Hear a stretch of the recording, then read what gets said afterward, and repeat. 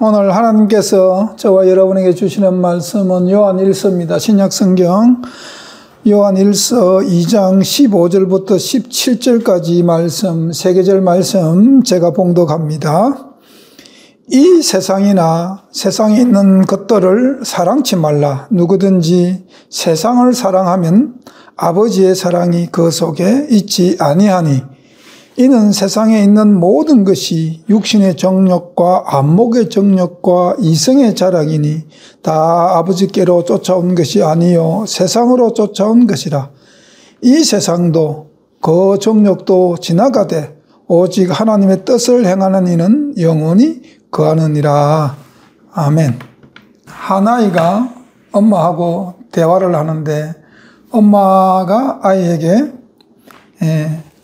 이렇게 이야기합니다. 아마 이 아이가 공부를 좀 안 하는 것 같아요. 그러니까 엄마가 아이에게 공부하라고 하는데 제발 좀 공부 좀 해라.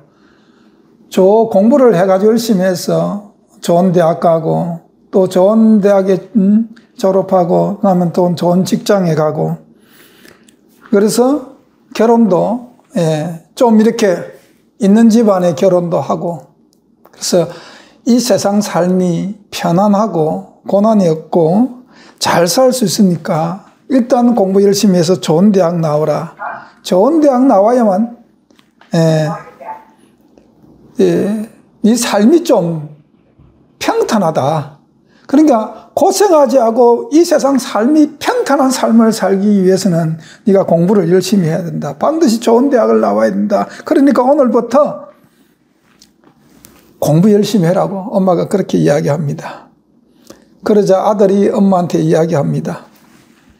엄마가 분명히 지금 말한 좋은 대학 나오면은 내가 좋은 직장도 구할 수 있고 정말 좋은 배우자도 또 괜찮은 집안의 배우자도 만나서 내가 이 세상에 근심 걱정 없이 돈 걱정 없이 내가 이렇게 살 수 있는 거 엄마가 보장할 수 있느냐, 개런티 할 수 있느냐, 그렇게 아들이 엄마한테 질문을 합니다. 그래서 엄마가 개런티 한다고 이야기합니다. 내가 개런티 하지.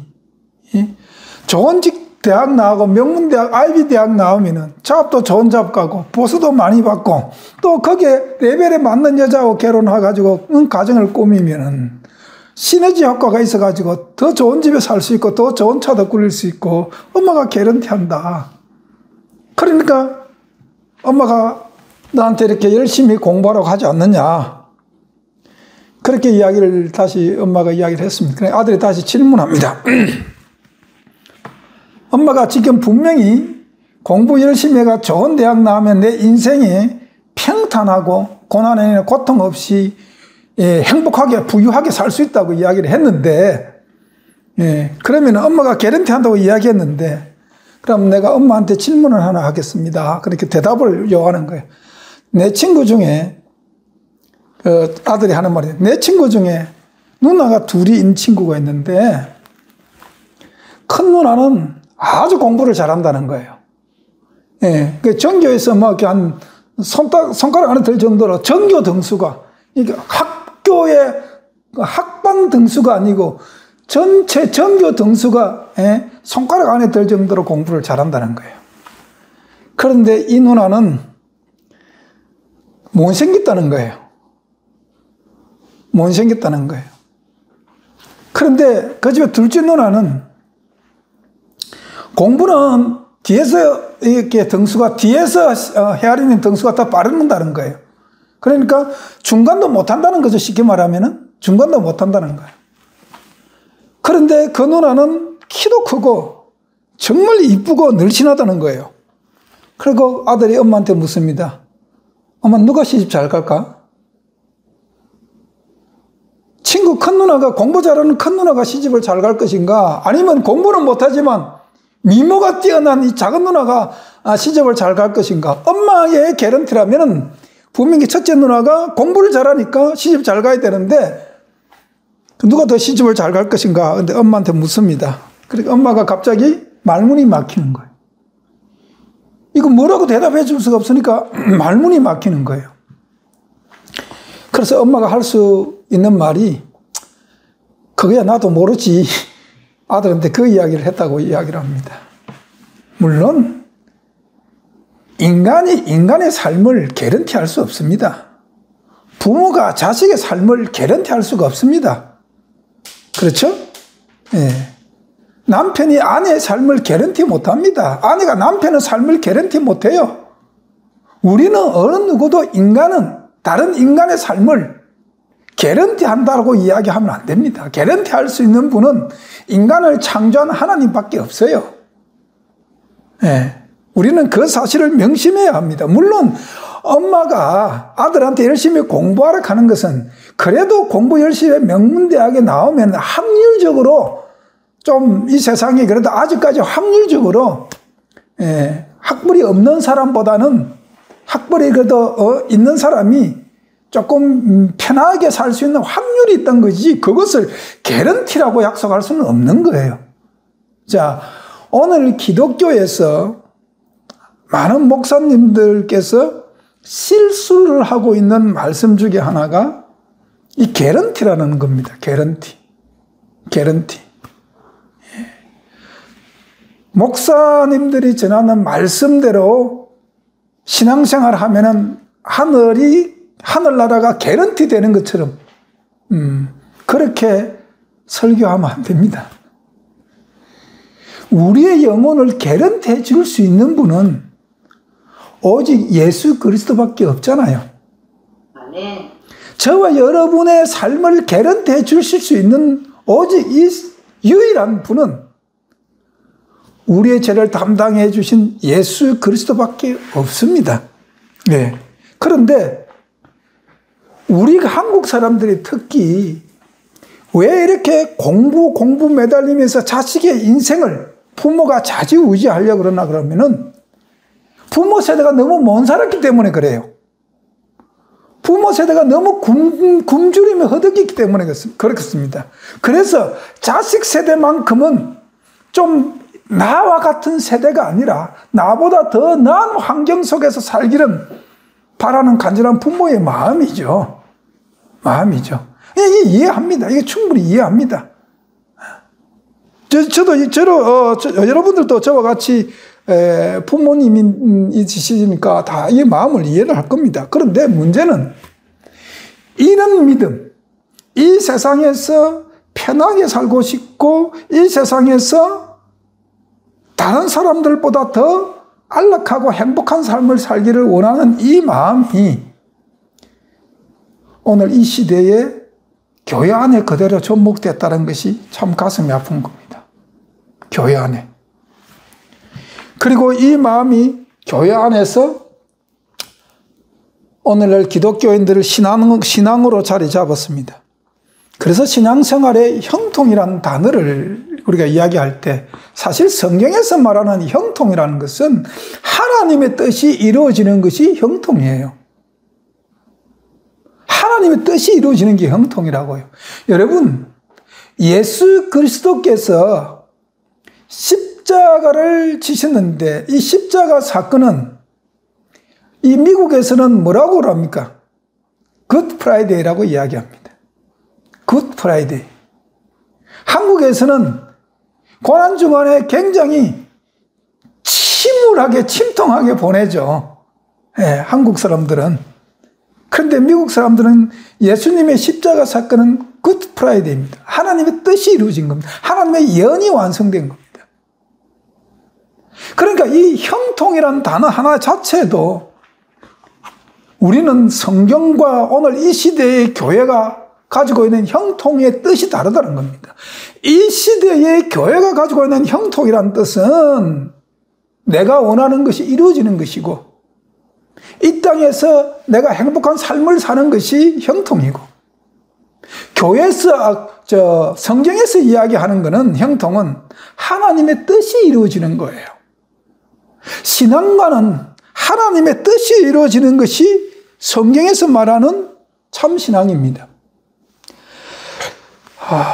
대한민국의 한국 기독교가 양적으로 급성장할 때가 있었습니다. 그건 1970년 중반을 넘어서면서 대한민국 땅에 부흥의 열풍이 일어나기 시작합니다. 그리고 거기에 80년대, 90년대 초반까지 전국으로 부흥의 열풍이 일었습니다. 그래서 부흥 강사들이 많이 나왔죠. 예.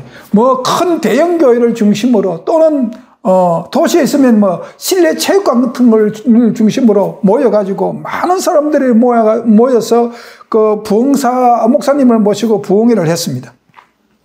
그래서 그때의 한국 기독교가 양적으로 굉장히 성장을 많이 했죠. 많이 했습니다.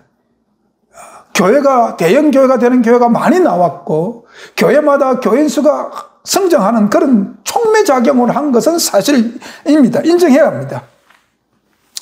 그런데, 뭐, 저도 80년대 중반에 이제 군대 갔다 와가지고 예수 믿을 때 그 부흥회 참석을 많이 했어요. 그래, 부흥회 목사님들 설교 들으러 많이 다니고, 주로 부흥회 목사님 설교가 저녁 타임이기 때문에 보통 10시 반, 11시 돼서 끝났거든요. 그 늦게까지 기도하고 그런 시간을 저도 보낸 적이 있는데, 그런데 그 당시에 부흥회를 인도하시는 목사님의 말씀의 주제가 대부분 이거예요. 믿는 대로 이루어지는 믿음에 대해서 주로 설교를 하셨어요. 바라라, 기도하라, 부르짖으라. 하나님이 응답하신다는 거죠. 내가 어떤 믿음을 가졌느냐에 따라 그 믿음대로 하나님을 이루어 주신다는 겁니다. 대부분 이 주제로 설교를 했습니다. 그러다 보니까 기독교의 믿음은 구하면 하나님이 이루어 주시는 종교가 되어버렸습니다. 내가 원하는 대로 내가 바라는 삶이 내게 이루어지는 것이 기독교 신앙관으로 교회에 정착해버리고 그것이 좋은 믿음, 그것이 간증거리의 믿음, 그것이 성경에 말하는 참 믿음으로 굳어져 버렸습니다. 교회의 양적 성장, 교인들의 양적 성장과 교회 건물의 확장이나 대형화는 가져왔지만은 그런데 이런 부흥사님들의 메시지 때문에 교회가 신앙관이, 기독교의 신앙관이 엄청난 오류에 빠져들기 시작합니다. 그때 당시에는 이것이 오류라는 것을 그 당시 말씀을 전하는 목사님들은 알지 못했습니다. 그 오류가 뭐냐면은 교회 안에서 십자가가 빠져나갑니다. 이게 믿음은 내가 바라는 대로 이루어지는 게 믿음. 내가 뭘 구하든지 하나님이 들어주는 하나님. 이런 존재의 신앙관으로 바뀌다 보니까 십자가는 예수 그리스도께서 우리를 위해서 주신 십자가로 모든 십자가는 끝나버렸습니다.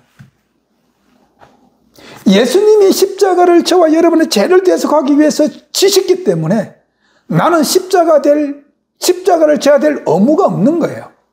그리고 그때부터는 하나님의 축복받은 자녀의 삶을 영위하고 누리게끔 그렇게 메시지가 전해졌습니다. 그러다 보니까 십자가는 빠져나갔습니다. 성도들 마음속에 십자가는 빠져나갔습니다. 주님께서 내 모든 고난과 내 모든 구원에 필요한 모든 질고를 주님께서 친히 담당하셨으니까 내가 그걸 져야 될 아무런 의무가 없다고 이야기했습니다.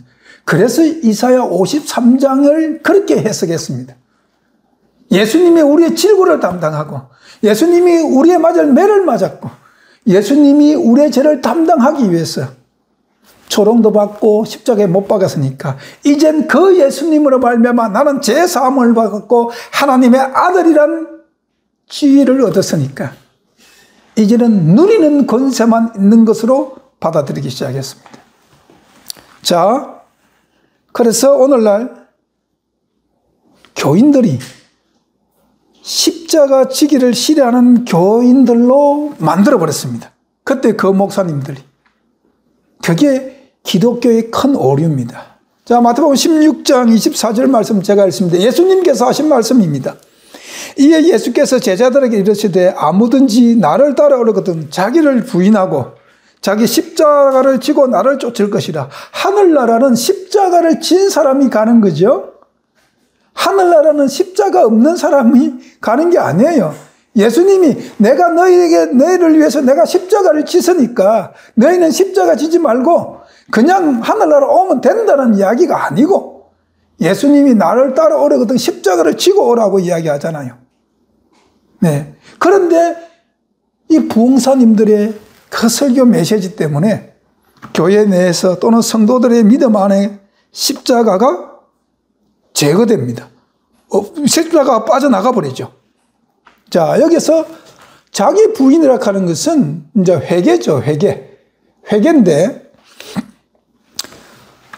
하나님의 말씀을 가지고 예수 그리스도를 믿기 전에 나라는 존재가 하나님의 말씀에 의해서 산산조각이 나야 됩니다.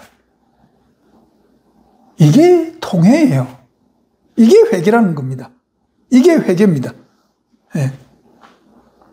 그러면 하나님 말씀 때문에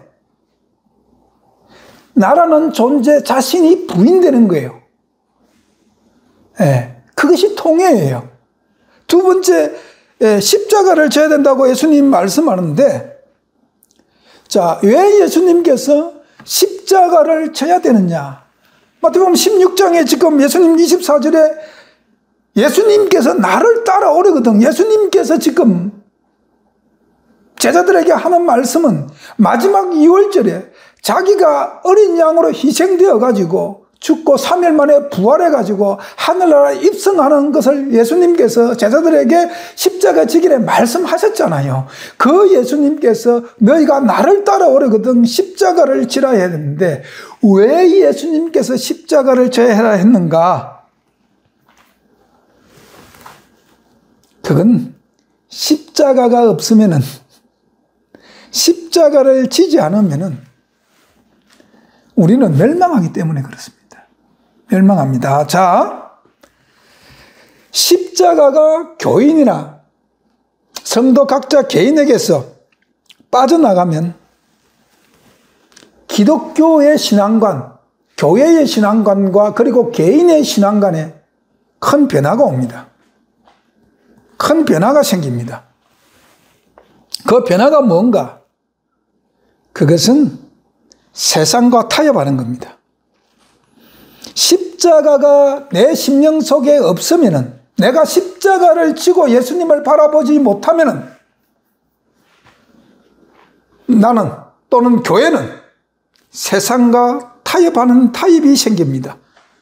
교회 역사가 이것을 증명해 줍니다. 우리는 교회 역사를 통해서 교회가 이미 이것을 경험했습니다. 자, 한번 볼까요? 교회 역사에서 313년 밀라노 칙령은 굉장히 하나의 획기적인 전환점을 맞이하는 칙령이죠. 네. 왜냐하면 그 전까지만 하더라도 기독교는 불법이었어요. 그런데 이 밀라노 칙령을 계기로 기독교가 합법화됩니다. 그래서 불법일 때는 굴 속에서 예배를 드리고 기도하고 부르짖었지 않습니까? 불법일 때는 로마 병제들이 신문할 때 시저가 나의 왕입니다라고 고백해야만 통과할 때에 아닙니다, 주님이 나의 주인입니다라고 고백하면은 그 사람은 사자의 밥이 되든지 화형장에 끌려가서 산채로 태워서 죽임을 받아야 됐습니다. 그런데 이 밀라노 칙령으로 말미암아 이 기독교가 합법화되었습니다. 기독교가 합법화되기 전에는 엄청난 박해를 받았죠. 생명을 걸어야 됐습니다. 그 박해 기간 동안에 많은 믿음의 선조들이 화형장에서 또는 사자의 밥이 되어서 또는 다른 형장의 이슬로 사라졌습니다. 엄청난 믿음의 선조께서 순교를 당했죠.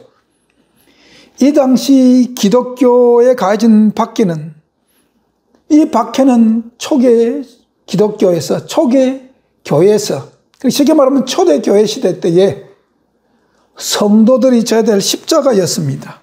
그들은 하나님의 말씀을 붙들고 살았습니다. 그들은 하나님의 말씀들을 그들은 사모하고 모여서 기도하고 세상이 자기를 핍박하더라도 말씀을 붙들고 정말 그 세상을 이기는 믿음으로 살았던 분들이 그들이죠. 그래서 그분들은 그 박해가 그들이 져야 될 십자가입니다. 그 십자가를 통해서 그들은 반석 위에 믿음이 서기 시작했고 기독교 역사의 순교의 밑거름으로 피를 흘렸습니다. 그런데 기독교가 합법화되기 시작했습니다. 그리고 합법화되면서 교회는 세상과 타협하기 시작합니다. 교회가 세상과 타협하면서 세상이 교회 안으로 들어옵니다. 물밀듯이 들어옵니다. 그 결국 교회는 하나님의 복음을 전하는 사명을 버리고 세상을 지배하는 세력으로 우뚝 서겠습니다. 그래서 하나님의 참 진리를 전가하는 교회를 핍박합니다. 1260년이란 긴 세월 동안 진리를 수호하는 교회를 잔인하게 핍박하는 그런 단체가 되어버렸습니다. 교회가 세상과 타협하니까 도리어 진리를 핍박하는 단체로 되어버렸습니다. 2260년 여러분들의 신앙관에서 잊어버리면 안 됩니다. 2260년이라 세상과 타협은 이 타협한 교회는 결국 세상을 지배하기 위해서 마침내 하나님을 대적하는 존재로 등극합니다. 그래서 하나님의 법까지도 뜯어고치고 하나님을 대적하는 자리에 올라가지고 하나님의 자리에 올라서 자기를 하나님이라고 일컫고 하나님이라고 성도들에게 사람들에게 자기가 하나님의 권위로 대접받기를 원하는 자리에 앉았습니다. 2260년 이 종교 암흑 시대를 우리는 압니다. 배웠습니다. 그래서 이 암흑 시대가 끝나갈 무렵 오직 성경으로 돌아가자 하고 나온 것이 오늘 저와 여러분이 소속되어 있는 개신교입니다. 그리고 개신교회는 이미 역사를 통해서 이 교회사를 통해서 세상과 타협한 교회가 진리를 잃어버리고 그 결과 진리를 잃어버리니까 그 결과 하나님을 대적하는 단체로 전락해서 세상을 지배하면서 많은 믿음의 선조들을 죽였다는 사실을 교회사를 통해서 배웠습니다. 개신교회는 배웠습니다. 그런데 가슴 아프게도 이 역사는 개신교 안에서 다시 반복되고 있다는 겁니다. 네. 가톨릭이 잘못되었다고 가톨릭으로부터 나왔습니다. 독립해 나왔습니다. 이 시대 개신교회가 종교교육이 일어난 지 500년이 갓 지났습니다. 지금 이 시대는 교회는 그러면 완전히 다른 가톨릭에서 나왔으니까 가톨릭의 교리가 완전히 없어지고 가톨릭과 완전히 결별된 정말 진리를 수호하는 그런 교회로 개신교가 우뚝 섰습니까? 아닙니다. 안타깝게도 이 시대 개신교회는 종교 암흑 시대가 가졌던 가톨릭 교회의 그 역사가 재현되고 있습니다.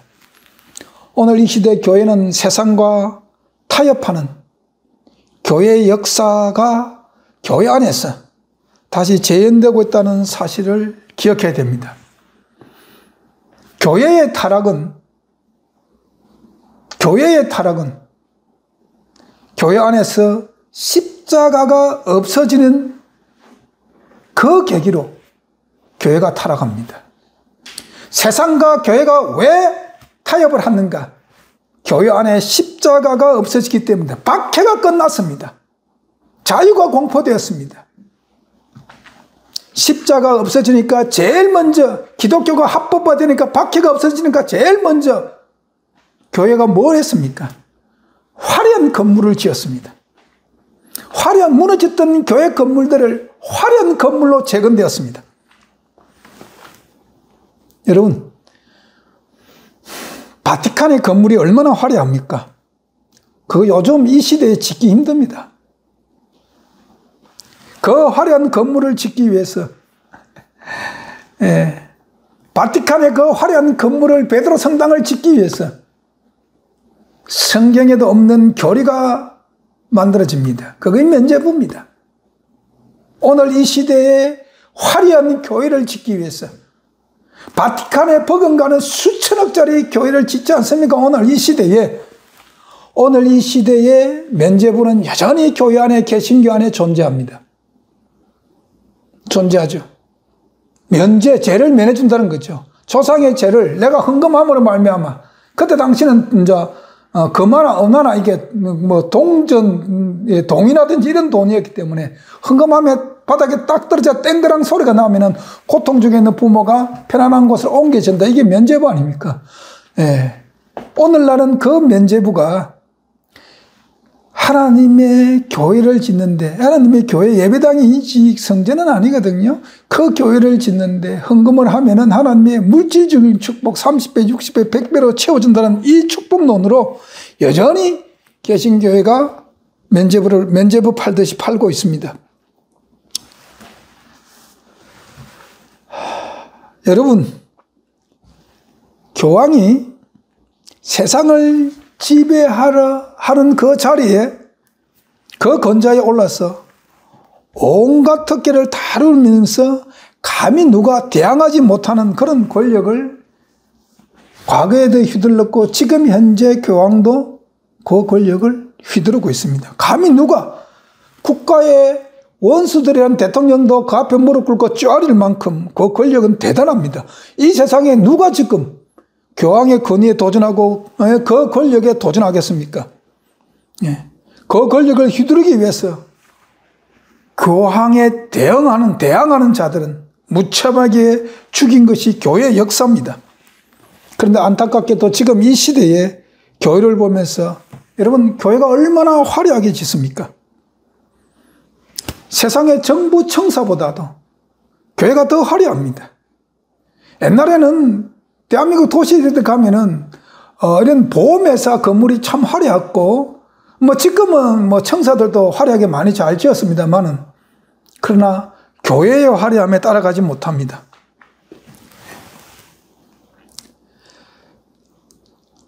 (392년) 기독교가 이제 로마 제국의 국교가 되었습니다. 자, 그리고 세상의 모욕과 저주의 대상이었던 성직자들이 이제 선망의 대상으로 바뀝니다. 그리고 그들이 권좌에 올라서 세상을 핍박하고 다른 종교를 핍박하는 새로운 시대가 열립니다.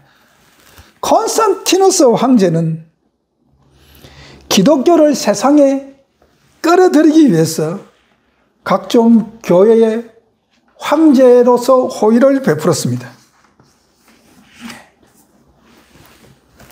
성직자에게 병력 면제도 해주고 세금도 면제해주고, 또 정부의 보조금이 넘쳐났습니다. 교회를 건축할 수 있도록, 화려한 건물을 지을 수 있도록 정부에서 많은 돈을 지원해 줬고, 이방 신전들도 무상으로 교회에 줬습니다. 교회를 꾸미라고. 이런 특기가 넘쳐났어요. 그러나 교회의 본 모습은 사라졌습니다. 교회는 교회의 본 모습을 사라지게 하면서 교회는 새로운 모습으로 등장합니다. 화려한 이방 신전과 같은 교회가 바뀝니다. 오늘 캐톨릭 교회 가보십시오. 참 화려합니다. 화려한 그림도 있고 화려한 조각상들도 있고 참 많죠. 바로 이때부터 교회가 이방 신전들처럼 이렇게 화려하게 꾸미지기 시작합니다. 그러니까 교회에 오는 사람들이 교회에 왔는데, 종교는 기독교라고 하는데 자기들이 이방 신전하고 뭐 교회 모습하고 별 차이가 없는 거예요. 그러니까 이 사람들의 신앙관이 뭐예요? 내가 세상에 이방 신들을 섬길 때 그 신앙관을 교회가 수용하기 때문에 내가 버릴 이유가 없는 거예요. 예. 그렇게 교회 모습이 바뀌니까 교회에서는 마침내 교회에서는 진리가 사라집니다. 참 복음이 사라집니다. 그들이 자신들이 권력을 유지하기 위해서 진리를 버린 대신에 권자에 올라앉은 그 교황권은 자기들의 그 권자를 유지하기 위해서 그때부터 교리를 만들어내기 시작합니다. 그래서 교리가 넘쳐나게 됩니다. 바티칸은 성경 위에 교리가 있고 실제로 교리를 강요하고 전하는 종교 집단이 바티칸이라고 보면 됩니다. 그런데 이런 교회 타락이 어디서부터 왔는가 하는 거죠. 갑자기 초대교회 때 바티칸이 해가지고 이 종교가 타락하고 교계가 타락했느냐? 아닙니다. 아닙니다. 자, 민수기 25장 읽습니다. 민수기 25장 1절부터 3절까지 말씀입니다. 이스라엘이 시딤에 머물러 있더니 그 백성이 모압 여자들과 음행하기 시작하니라. 그 여자들이 그 신들에게 제사할 때 백성을 청하며 백성이 먹고 그들의 신들에게 절함으로 이스라엘이 바알볼에 부속된지라. 여호와께서 이스라엘에게 진노하시느니라. 이스라엘의 타락이 바티칸의 타락으로, 바티칸이 그대로 그 유대인들의 타락, 이스라엘의 타락을 답습합니다.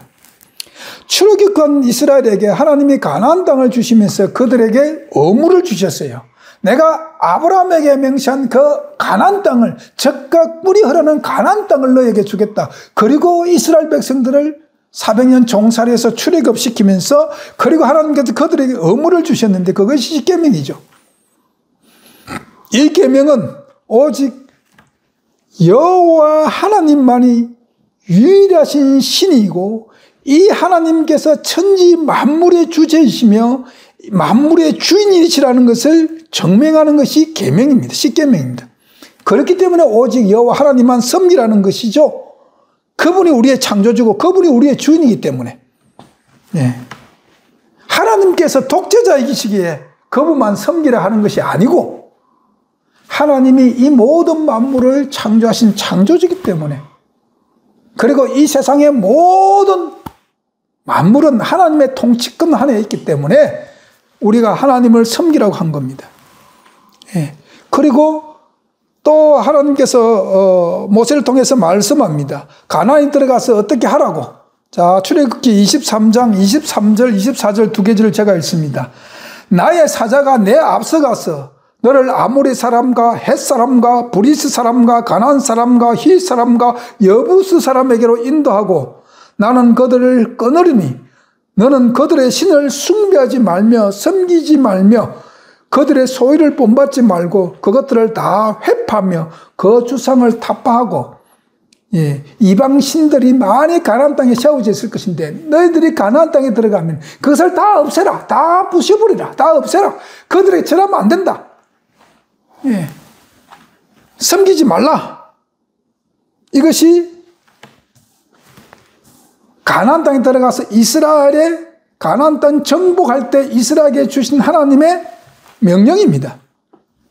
가나안 땅에 들어가면 오직 여호와 하나님만 섬기기 위해서 이방 신들의 주상을 다 회파해야 합니다. 그래야 온전한 하나님을 바라볼 수 있기 때문에 하나님은 회파하라 라고 이야기한 것입니다.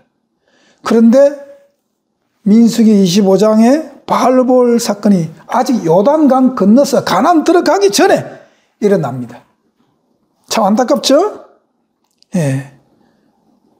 그래서 출애굽기 22장 20절에 여호와 외에 다른 신들에게 희생을 드리는 자는 멸할지니라 이런 말씀을 하셨거든요. 그러니까 바알볼 사건일 때 이방 신들의 그 제사에 참여해서 절한 그 모든 사람을 비느하스가 창으로 들어가서 다 죽이는 겁니다. 이 바알볼 사건은 이스라엘이 하나님의 계명을 버리고 이 십계명을 가진 이스라엘 민족이 세상과 타협한 사건입니다. 그리고 이 세상과 타협한 이스라엘 역사를 우리는 성경을 통해서 여러 군데 볼 수 있고 그 세상과 타협한 그 역사 때문에 결국 이스라엘은 망합니다. 그러면 왜 이스라엘은 세상과 타협하는가? 이 질문은 왜 바티칸은 세상과 타협했는가? 그리고 이 시대 이야기하면 왜 이 시대 교회는 세상과 타협하는가 하는 질문과 똑같은 겁니다. 그것은 세상의 부귀영화를 갖기 위해서입니다. 그리고 세상을 지배하기 위해서 세상과 타협합니다. 즉 세상의 권력을 갖기 위해서입니다. 돈의 위력은 대단하죠. 참으로 대단합니다. 돈의 위력은 세상을 지배합니다. 그리고 돈의 위력은 세상의 권력과 서로 상호작용을 하면서 공존합니다. 돈은 권력을 갖다 주고 권력이 생기면 또 돈이 생기게 만들어져 이 상호작용을 합니다. 미가서 3장 9절에서 11절에 이스라엘의 사람들, 이스라엘의 투령들, 이스라엘의 치리자들이 세상과 얼마나 타협했는가를 보여주는 말씀이 미가서 3장 9절에서 11절까지의 말씀입니다. 제가 읽습니다. 야곱 족속의 투령과 이스라엘 족속의 치리자 곧 공의를 미워하고 정직한 것을 굽게 하는 자들아, 청컨대 이 말을 들을지어다. 시온을 피로 예루살렘을 제약으로 건축하는도다. 그 두령은 뇌물을 위하여 재판하며 그 제사장은 삭을 위하여 교훈을 하며 그 선지자는 돈을 위하여 점치면서 오히려 여호와를 의뢰하여 이르기를 여호와께서 우리 중에 계시지 아니하냐, 재앙이 우리에게 임하지 아니하리라 하는도다. 여기에서 야곱의 족속의 두령과 이스라엘 족속의 치리자들이 돈을 위해서 뭘 한다고 기록되어 있습니까? 공의를 굳게 한다는 겁니다. 그리고 정직한 것을 굳게 한다는 겁니다. 여러분, 공의는 하나님의 율법입니다. 정직은 하나님의 공의를 행하는 행위입니다. 즉 율법을 지키는 삶을 이야기합니다. 네, 자 역대하 20장 32절에 정직이 무언가를 이야기합니다. 여호사밧이 그 부친 아사의 길로 향하여 돌이켜 떠나지 아니하고 여호와 보시기에 정직히 행하였으니 이렇게 이야기합니다. 그래서 정직이라고 하는 것은 하나님의 공의를 내 삶 속에서 실천하는 행위가 정직이에요. 정직입니다. 세상과 타협하기 위해서 야곱 족속의 두령과 이스라엘 치리자들이 돈을 위해서 하나님을 버립니다. 아니, 돈을 위해서 하나님을 버릴 뿐만 아니라 하나님의 이름을 욕되게 하나님 이름을 사용하고 있는 거죠. 이 유대인들은 자신들의 돈과 권력을 지키기 위해서 성경에 없는 각종 그들의 교리를 만들어내었습니다. 그것이 바로 장로의 유전입니다. 이 장로 유전이 얼마나 유대인들, 이스라엘이나 유대인들 사람들에게 권위가 있었는가, 그 장로 유전이 얼마만큼 위력을 발휘했는가 하는 것이죠.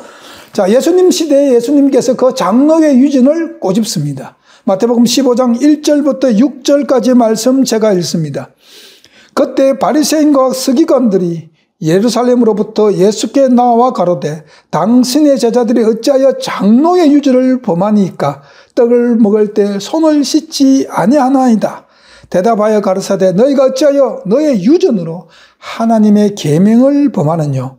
하나님이 일러서시되 내 부모를 공경을 하시고 대어 아비나 어미를 회방하는 자는 반드시 죽이리라 하셨거늘 너희는 가로되 누구든지 아비에게나 어미에게 말하기를 내가 더러 유익하게 할 것이 하나님께 드림이 되었다고 하기만 하면 그 부모를 공경할 것이 없다 하여 너희의 유전으로 하나님의 말씀을 폐하는도다.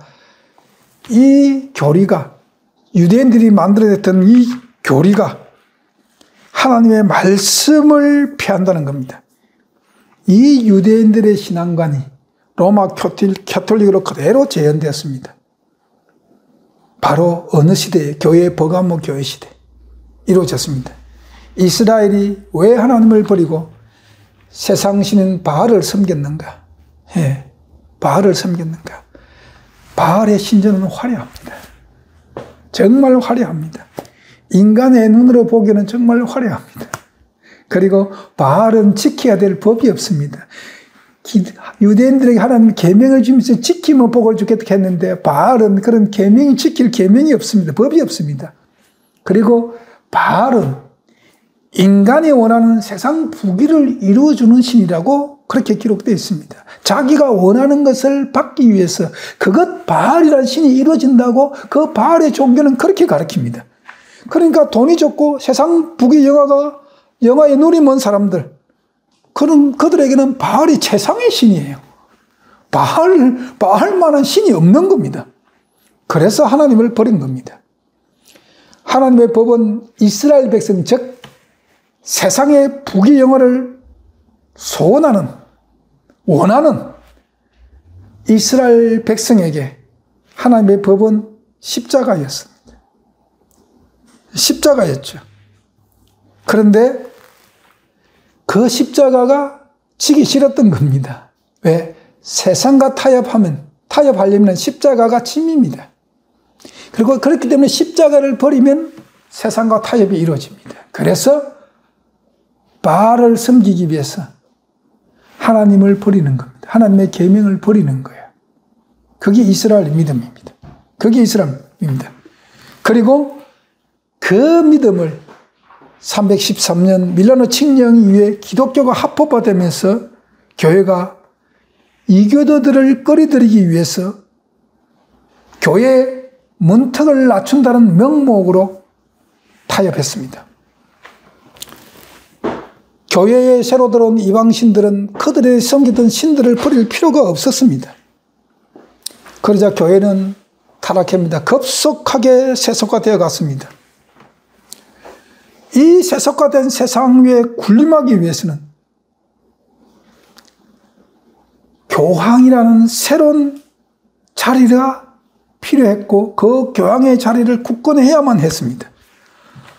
로마 가톨릭 교리에 반대하는 그 사람들은 가차없이 죽였습니다. 그리고 그 교황권 교리에 반대하여 저항하면서 항거하면서 나온 것이 개신교입니다. 우리는 개신교 역사를 굉장히 소중하게 생각하죠. 종교개혁을 굉장히 소중하게 생각합니다. 그러나 500년이 지난 지금 개신교는 어떤 상태가 되었는가 하는 겁니다. 저와 여러분은 지금 이 상태에 교회나 내 개인, 작게는 가장 작은 교회에 다니는 저와 여러분 개인입니다. 개인 속에 신앙관을, 세상과 타협한 신앙관을 버려야 된다는 것을 지금 현 시대 교회를 보면서 깨달아야 됩니다. 오직 성경으로 돌아가자는 솔로 스크립처를 구호로 삼고 개신교가 나왔습니다.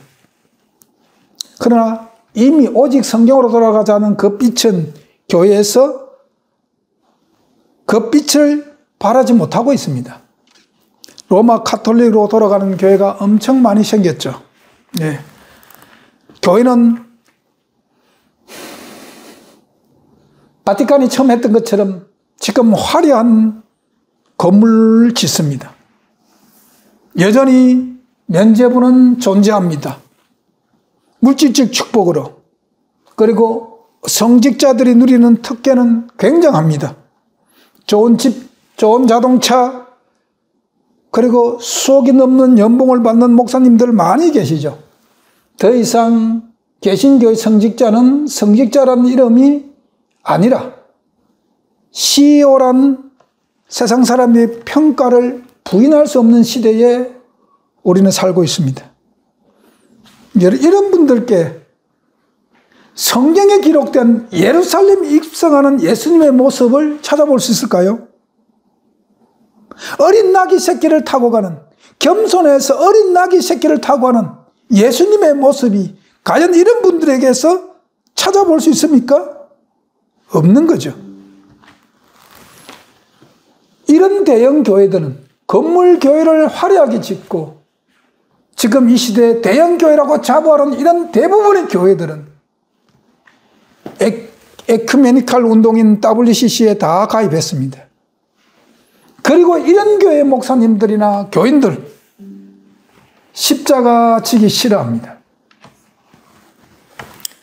그리고 지금 현 시대에 계신 교회는 각 교단이 갖고 있는 교리가 성경 위에 있습니다. 유대인들에게 장로의 유전이 성경 위에 있었고 바티칸의 교리가 성경 위에 있었던 것처럼 오늘 이 시대 각 교단이 갖고 있는 신학이 성경 위에 놓여져 있습니다. 진리보다는 양적인 교회 성장을 위해서 성도들이 원하고 듣기 좋아하는 설교가 지금 교단에서 선포되고 있는 시대입니다. 그리고 대접받기를 좋아하는 사람들이 모여드는 것이 교회가 되어버렸습니다. 대접하는 자가 아니라 대접받기를 좋아합니다. 특히 직분이 높을수록. 네, 그렇죠. 분명 개신교인데 속을 들여다보면 안타깝게도 가톨릭과 별 차이점을 못 느껴요. 못 느낍니다. 화려한 교회를 짓고 각종 물질적 특혜와 권위를 갖고 싶으십니까? 그것은 바티칸이 꿈꿨던 교황의 자리입니다. 쉽게 말씀드리면 오늘 개신교도 교회 초기 교회 그 버가모 시대의 세상과 타협해서 세상을 지배하기 위해서 권좌에 앉았던 교황이나 지금 이 시대에 대형교회 건물을 화려하게 짓고 거기 앉아서 수억의 연봉을 받으면서 교인들을 위해 군림하고자 하는 목사님들이나 차이가 뭐 있어요? 차이 없습니다. 교황의 자리를 꿈꾸십니까? 그 자리에 내려와야 삽니다. 그 자리는 멸망의 자리입니다. 계시록 18장에는 바벨론의 멸망에 대해서 기록되어 있습니다. 특별히 18장 4절에는 내 백성아 거기서 나오라고 하나님의 마지막 호소가 있습니다. 바벨론에서 나오라는 마지막 호소가 있습니다. 왜냐하면 그곳에 있으면 심판을 면할 길이었기 때문에 주님께서 마지막 애타는 호소를 그들에게 하는 겁니다. 바벨론아 내 백성아 거기서 나오라고. 자, 이제 마지막으로 나라는 교회에 이것을 적용시켜야 됩니다. 저와 여러분은 나라는 개인 교회에 오늘 이 시대 갖고 있는 개신교회의 모습이 남아있지 않는가를 점검하셔야 됩니다. 여러분들도 세상이 좋으십니까? 세상이 타협하기가, 세상의 그 부귀영화가 좋고 세상에 타협하는 사람들이 부럽습니까? 세상의 권력이 부럽습니까? 그것은 교황의 자리가 아직 내게 남아있다는 겁니다. 그 자리 내려와야 합니다. 그래야 삽니다. 그래야 사는 겁니다.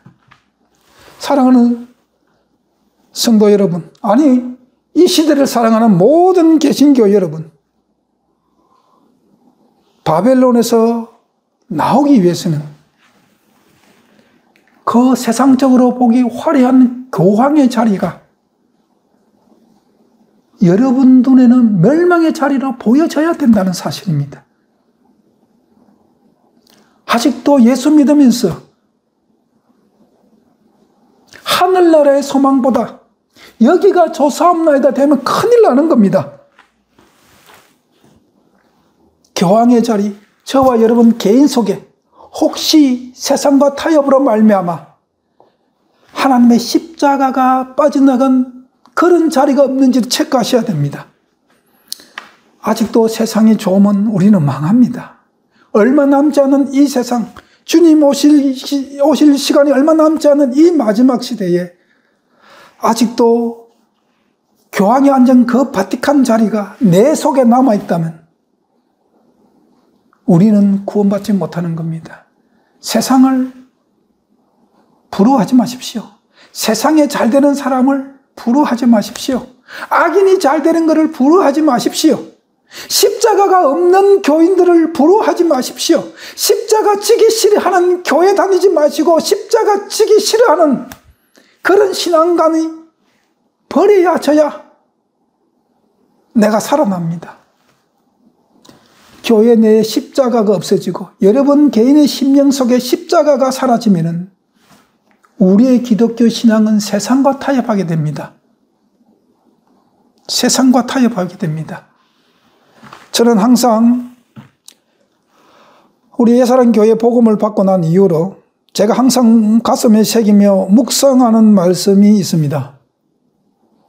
그것이 시편 37편의 말씀입니다. 7절부터 11절까지의 말씀인데 제가 한번 읽겠습니다. 여러분도 혹시 여러분 신앙에 도움이 되었으면 좋겠습니다. 여호와 앞에 잠잠하고 참아 기다리라. 자기 길이 형통하며 악한 길을 이루는 자를 인하여 불평하지 말지어다. 분을 그치고 노를 버리라. 불평하여 말라. 행악에 치우칠 뿐이라. 대거 행악하는 자는 끊어질 것이나 여호와를 기대하는 자는 땅을 차지하리로다. 잠시 후에 악인이 없어지리니 내가 그곳을 자세히 살필지라도 없으리로다. 오직 온유한 자는 땅을 차지하며 풍부한 화평으로 즐기리로다. 기도하시겠습니다. 하나님 아버지, 우리에게 아직도 세상과 타협한 부분이 있습니까? 이 부분이 십자가로 채워지게 하여 주시옵소서. 십자가가 빠져나간 교회는 세상과 타협하여 극도로 세속화되어 타락했습니다. 심지어 하나님을 대적하는 자리에 교회가 앉았습니다. 오늘 이 시대의 교회가 그렇습니다. 하나님, 교회와 각 개인의 성도들 심령 속에 세상과 타협하는 교황의 자리가 물러나고 우리 주님의 십자가가 그 자리를 차지하게 하여 주시옵소서. 예수님 이름으로 기도합니다. 아멘.